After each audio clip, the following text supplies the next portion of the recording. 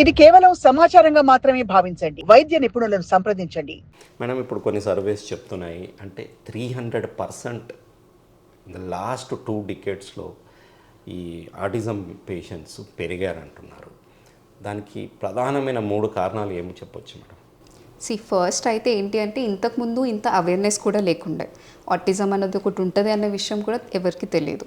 ఇప్పుడు ఆటిజం అనే అవేర్నెస్ పెరగడం వల్ల ప్రతి ఒక్కరూ ముందే తెలుసుకొని వచ్చి తెలుసుకుంటున్నారు. దానివల్ల కేసెస్ పెరుగుతున్నాయి.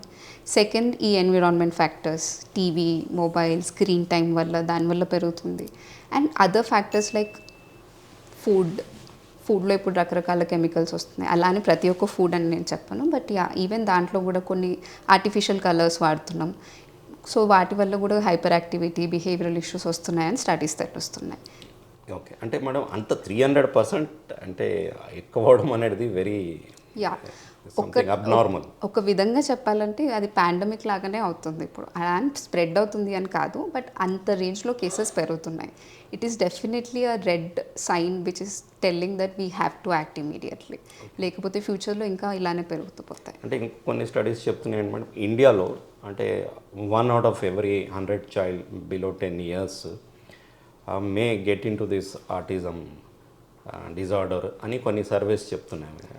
అట్లా చెప్పొచ్చు అంటారా మనం? లేకపోతే సో ఫస్ట్ ఆఫ్ ఆల్ చాలామంది చేసే తప్పు ఏంటి అంటే ప్రతి చిన్నదాన్ని ఆటిజం అనే లేబుల్ చేస్తున్నారు. సో ఆటిజం ఇట్ సెల్ఫ్ అనేది ఒక స్పెక్ట్రమ్.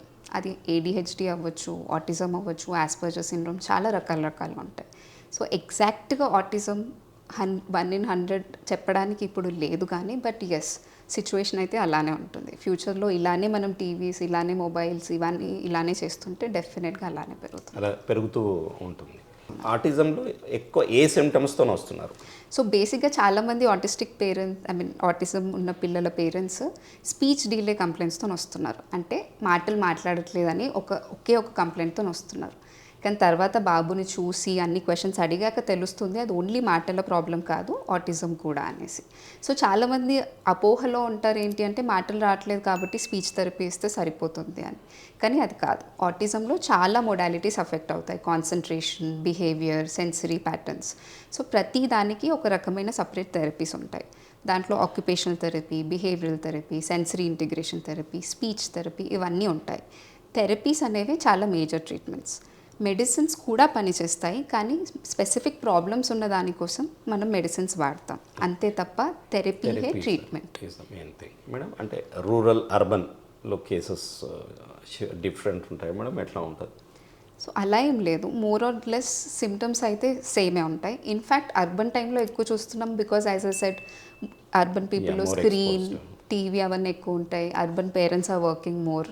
సో ఇంతకుముందు అయితే ఊర్లలో పిల్లల్ని ఫామ్లోకి తీసుకెళ్లే వాళ్ళం, పొలాల్లోకి తీసుకెళ్ళిపోతుండే, అక్కడే చూసుకుంటుండే. ఇప్పుడు అలా లేదు కదా. ఇప్పుడు అందరూ సిటీస్లోకి వస్తున్నారు. సో ఇంట్లో పెట్టడం, లేకపోతే స్కూల్లో పెట్టడం, లేకపోతే టీవీస్లో పెట్టడం, ఇలానే అయ్యేసరికి ఇవన్నీ ఎక్కువ చూస్తున్నాం. మేడం అంటే మెయిన్గా వీళ్ళది ఒక 40% ఆఫ్ ఇంటలెక్చువల్ ఇది మన IQ అనేది తక్కువ ఉంటుంది అని అంటారు కదా మేడం. సో మరి దాన్ని ఇంప్రూవ్ చేయగలుగుతామా, లేకపోతే దాన్ని ఇంకా పెరగకుండా ఆపగలుగుతామా? సో బేసిక్గా ఆటిజంలో కూడా చాలా రకాలు ఉంటాయి. హై ఫంక్షనింగ్ ఆటిజం ఉంటుంది, లో ఫంక్షనింగ్. సో హై ఫంక్షనింగ్ ఏంటి అంటే ఆటిస్టిక్ ఫీచర్స్ ఉన్నా కూడా వాళ్ళ IQ 100, 110, 120, ఇన్ఫ్యాక్ట్ మనకన్నా ఎక్కువ IQ కూడా ఉండే ఛాన్స్ ఉంటుంది. అలాంటి వాటిలో చేయాల్సింది ఏమీ లేదు, జస్ట్ థెరపీస్ ఇస్తే సెట్ అవుతుంది. ఎవరైతే లో లెవెల్ ఆటిజం ఉన్నారో ఎస్, వాళ్ళ IQ పెంచడానికి మనకి చాలా డిఫరెంట్ ప్రోగ్రామ్స్ ఉంటాయి, రెమీడియల్ ఎడ్యుకేషన్స్ ఉంటాయి. అవి చేస్తూ ఉంటే స్టెబిలైజ్ అవుతారు, అలానే స్లోగా ఇంప్రూవ్ కూడా అవుతారు. డ్రాస్టిక్ ఇంప్రూవ్మెంట్ ఉంటుందా మేడం? Slow improvement? ఏదైనా సరే స్లో. చాలామంది ఏం చేస్తారంటే థెరపీ స్టార్ట్ చేస్తారు. First 5 days first of all పిల్లాడికి ఇదంతా కొత్త జనాలతోని కొత్త థెరపీస్ అన్నప్పుడు వాళ్ళు అసలు సపోర్ట్ చేయరు. ఒక ఫస్ట్ 5 days కాదు, ఒక 10-15 days వరకు జస్ట్ వెళ్తారు, ఏడుస్తారు, వచ్చేస్తారు. పేరెంట్స్ ఏమనుకుంటారంటే అదే ఇదేం పని చేయట్లేదు, ఏడుస్తున్నాడు అని చెప్పి థెరపీస్ ఆపేస్తారు. కానీ థెరపీ ఎఫెక్ట్ మనకి కనిపించడానికి కూడా మినిమం 1 to 2 months పడుతుంది. సో పేషెన్స్ అనేది చాలా ఇంపార్టెంట్. 1 day చేసి థెరపీ రావట్లేదు అని ఇంప్రూవ్మెంట్ రావట్లేదు అని థెరపీ స్టాప్ చేస్తే ఇట్ వోంట్ వర్క్.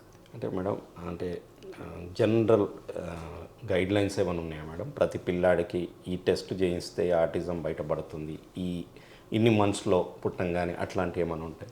అదే 18 మంత్స్ అనేది జనరల్గా మనం స్క్రీనింగ్ తీసుకుంటాం. నేను చెప్పినట్టు ఆ 18 మంత్స్లో ఆ క్లాప్ మనం ఫాలో అయ్యి ఇంట్లో మనమే స్క్రీన్ చేసుకోవచ్చు.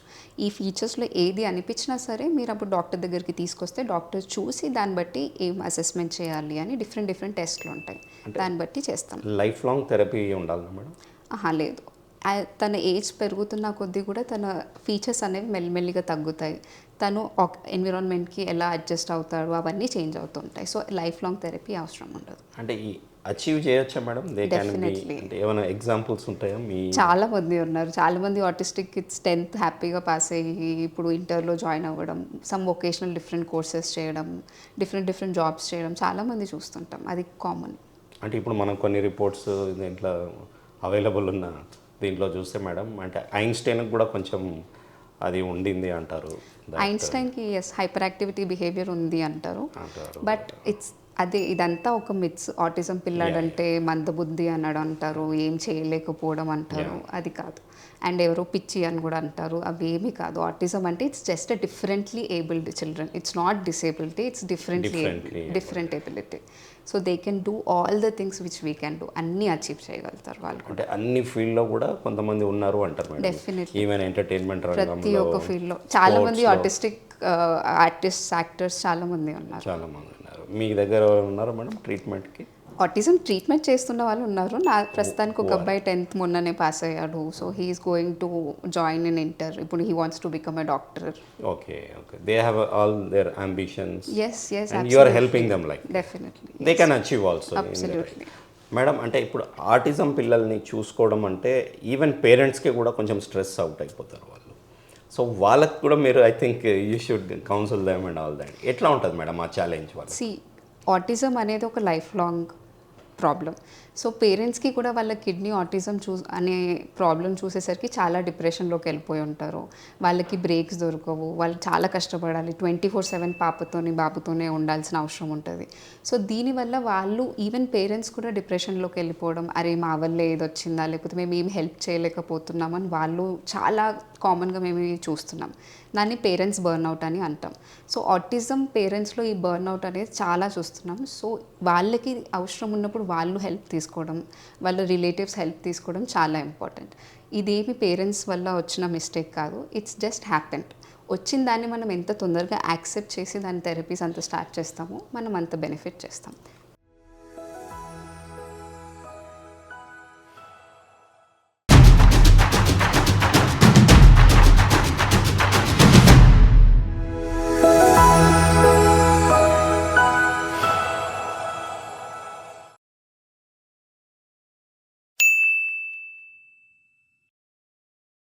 సాక్షి టీవీ ప్రసారాలను నిలిపివేయటం చట్టరీత్యా నేరం. సాక్షి టీవీ ప్రసారాల కోసం మీ స్థానిక కేబుల్ ఆపరేటర్ను వెంటనే సంప్రదించండి. DTH లో ఇంటర్నెట్లో కూడా సాక్షి టీవీ ప్రసారాలను వీక్షించవచ్చు.